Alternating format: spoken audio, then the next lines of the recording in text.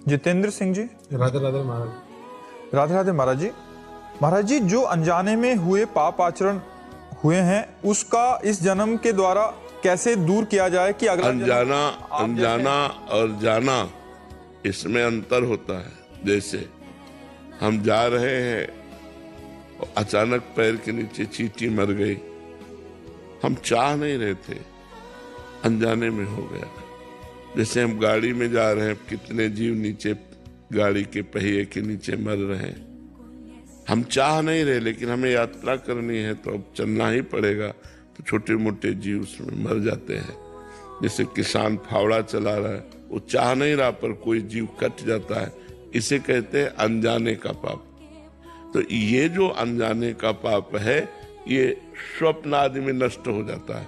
जैसे स्वप्न में भयानक आपको पीड़ा दी जा रही, आप भयानक दर्द से युक्त है और जगह तो कुछ नहीं, वो अनजाने के पाप स्वप्न में भोग ले। लेकिन जानकर जो हमसे पाप हुए, उनको फिर शरीर का दंड भोगना पड़ता है, फिर शारीरिक दंड से उसे भोगना पड़ता है। तो अनजाने में हमसे पाप तो जो होते हैं वो स्वप्न में सूक्ष्म शरीर के द्वारा भोग लिए जाते हैं, और जाने में जो पाप होते हैं वो स्थूल शरीर को भोगना पड़ता है। तो अनजानापन हम ऐसा नहीं कह सकते कि जो प्रगट में जानबूझकर पाप कर रहे हैं उन्हें अनजाना कह सकते हैं। अनजाना वही जिसे हमें पता नहीं है और अचानक घटना घट जाती है। हम गाड़ी से जा रहे हैं, कोई जानवर आया और लड़ करके मर गया, अब वो कंट्रोल गाड़ी करते करते वो मर गया, अब हमें पता थोड़ी था कि वो आ जाएगा, तो वो अनजाने का पाप है।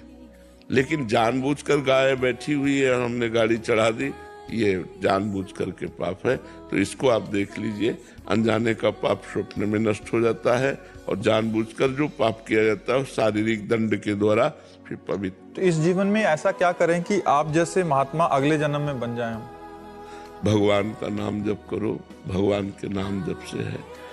पूर्व जन्म में हम कहीं न कहीं भजन करने वाले ही थे, तभी हमें बचपन से भजन मार्ग में लगा दिया गया।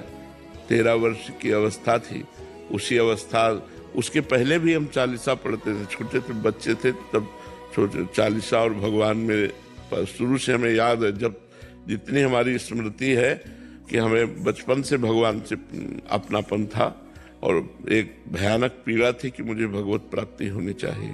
तो पूर्व का भजन था, तभी तो ऐसा था। हमें किसी ने सिखाया नहीं है कि सत्संग मिला हो, सत्संग के बाद हमें ज्ञान हुआ हो, फिर हम बाबा जी बने हो, ऐसा नहीं। हमें आकर्षित किया गया है, मतलब पूर्व जन्म का भजन ही हमको भगवान के मार्ग में लगाया। तो